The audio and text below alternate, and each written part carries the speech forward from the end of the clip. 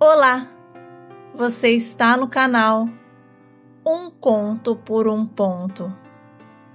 Eu te convido a curtir, a comentar, a compartilhar e se inscrever no nosso canal. Quando eu me casei com a Karen, eu não era tão apaixonado. Na verdade, o casamento aconteceu porque ela acabou engravidando. E eu também não queria que o meu filho fosse criado sem um pai presente. Me esforcei e fiz o meu casamento dar certo. A Karen era completamente apaixonada por mim. Ela andava em ovos comigo, falava com jeitinho porque, segundo ela, não queria me aborrecer. Mas, quando ela descobriu que eu estava em suas mãos, ela continuou a me tratar ainda melhor. Decidi encerrar a minha vida noturna, abandonei as amizades que insistiam na ideia de que eu era jovem e tinha que curtir. Olha, deixei tudo para trás em respeito ao nosso compromisso. Sabe? A paternidade me transformou num outro homem. Ela foi me moldando de um moleque bagunceiro e sem juízo e deu lugar a um cara que só queria o melhor para a sua família.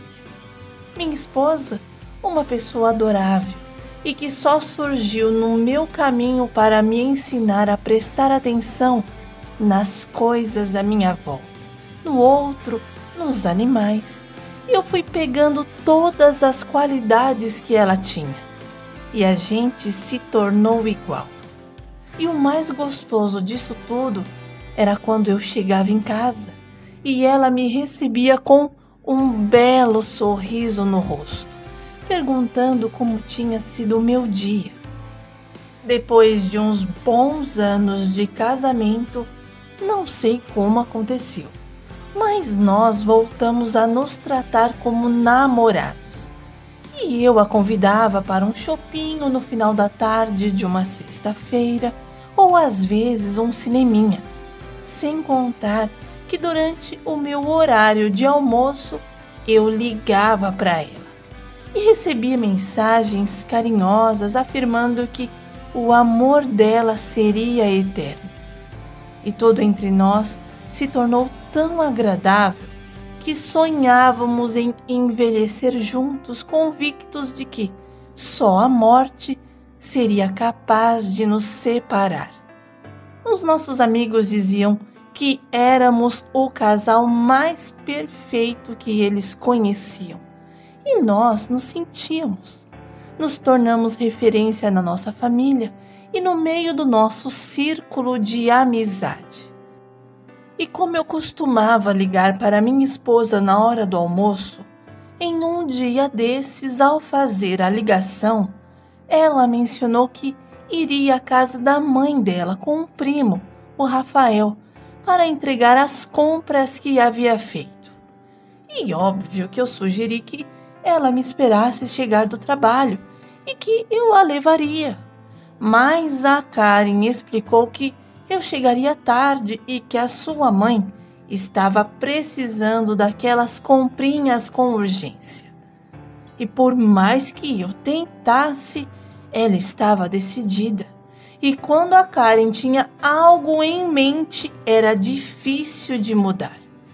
Conversamos um pouquinho, trocamos declaração de amor e ela desligou o telefone.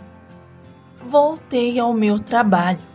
E quando encerrou o meu expediente, percebi centenas de chamadas no meu celular, inclusive vários amigos meus, primos, irmãos da minha esposa e até a minha mãe. E todas as ligações eram recentes.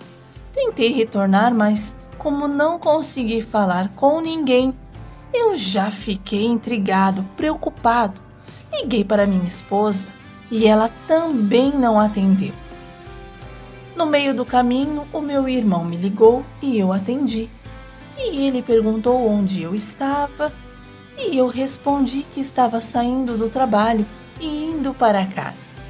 Então o Marcos falou que passaria lá para conversarmos e eu concordei.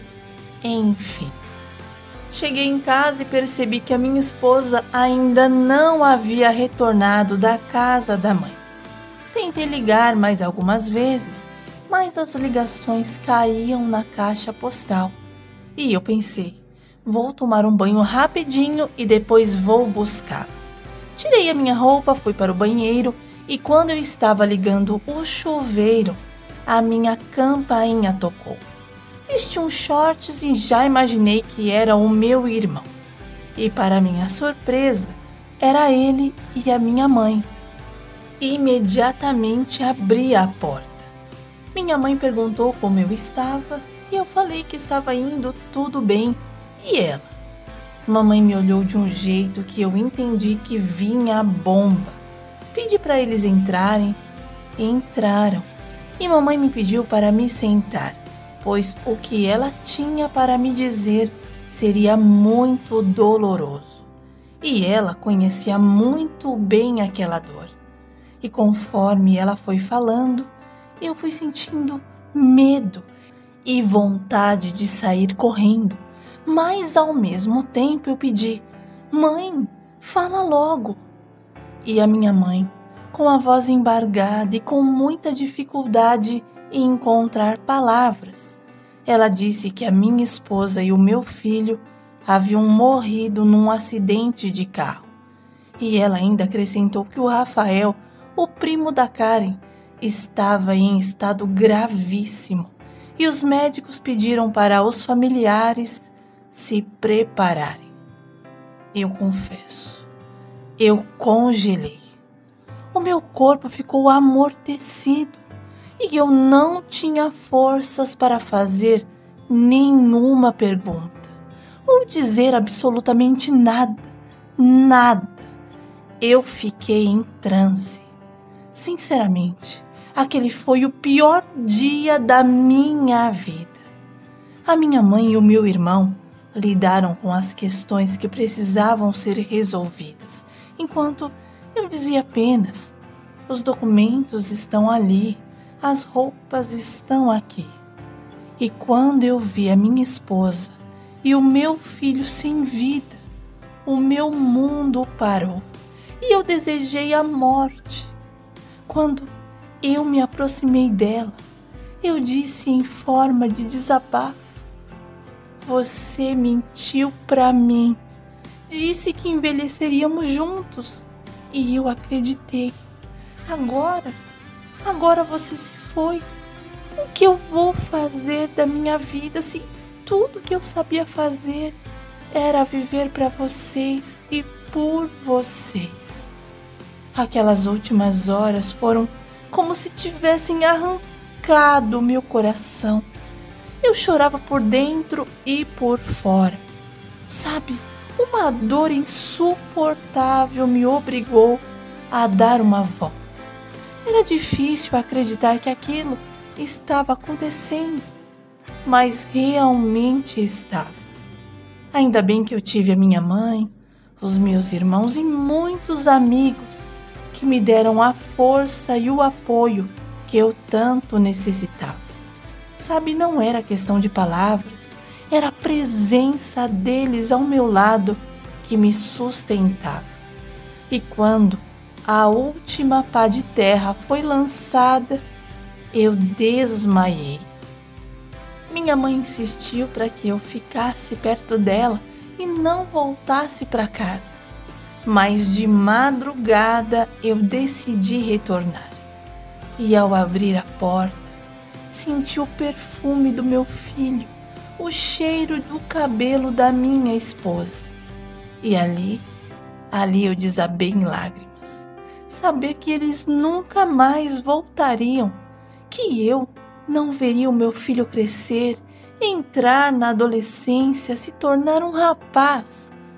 E ao mesmo tempo se aplicava a Karen. Nunca mais ela iria me esperar sorrindo. E eu também não iria ver as suas primeiras rugas nem os seus cabelos brancos. Sabe como foi difícil? Eu fiquei um bom tempo sem mexer em nada, mantendo tudo exatamente como a Karen havia deixado. Eu não comia em casa e nem fazia comida para não desorganizar as coisas ou perder o cheiro deles. Eu apenas voltava para casa para tomar banho e dormir. O primo da minha esposa faleceu dias depois. Eu não me sentia mais digno de continuar vivo. Eu achava que não podia mais sorrir e nem fazer amigos. Na minha cabeça, se eu fizesse qualquer coisa diferente, eu era um traidor e por isso tentei tirar a minha vida em diversas ocasiões. Eu costumava me ferir frequentemente. Os meus braços exibiam cicatrizes, mas eu só andava de blusas de mangas compridas. Em uma ocasião, cheguei a me jogar na frente de um carro, mas acabei apenas ralando o joelho. Em um outro momento, ao consertar o telhado da minha casa, eu tive a ideia de encerrar a minha vida ali. E insanamente me joguei de uma altura de mais de 3 metros de altura. E para minha surpresa, eu não sofri sequer um arranhão. O meu irmão, que estava em casa naquele dia, mal pôde acreditar que eu saí ileso. Eu vivia em um estado de tristeza profunda, sem ânimo para realizar absolutamente nada. A única razão pela qual eu continuava trabalhando era porque as contas não tiravam férias, pois, caso contrário, mal teria forças para sair da cama. Eu não participava mais de festas, passei a sentir aversão ao Natal. Dia das Crianças, Dia dos Namorados, essas datas simplesmente desapareceram do meu calendário emocional. Me isolei para a vida e para o mundo ao meu redor. E a última vez que eu tentei pôr um fim na minha vida, algo extraordinário aconteceu. Eu tive uma experiência sobrenatural. Não sei se foi real ou um sonho. Eu estava desesperado por uma solução para o meu problema e peguei a caixa de remédios e todos os remédios que estavam nessa caixa e coloquei na minha mão para tomar. E nesse momento, eu ouvi a voz da minha esposa me chamando e dizendo para que eu não fizesse aquilo porque ainda não era chegada a minha hora e que as minhas atitudes estavam deixando ela e o nosso filho triste e os prejudicando. E também pediu para eu colocar vida dentro da nossa casa, abrir as janelas, pôr música, convidar amigos e doar os brinquedos do Brian, porque eles não iriam trazê-lo de volta. Assustado, eu olhei em minha volta e não vi absolutamente nada. Me levantei, fui ao banheiro e joguei todos os remédios no vaso sanitário e dei a descarga. E determinei que eu não queria deixar a minha família triste. Retornei à sala, liguei a TV e sintonizei em uma emissora cristã. Uma mulher estava falando e em seguida ela disse: "Eu vou orar por diversas causas. Inclusive, Deus está me pedindo para orar por você, que acabou de ligar a televisão. Deus manda dizer que hoje Ele vai tirar a tristeza do seu coração.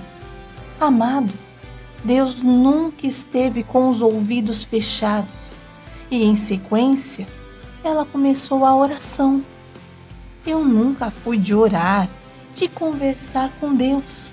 Mas naquela noite, em desespero, eu pedi para que Ele curasse as feridas do meu coração, pois a dor estava insuportável.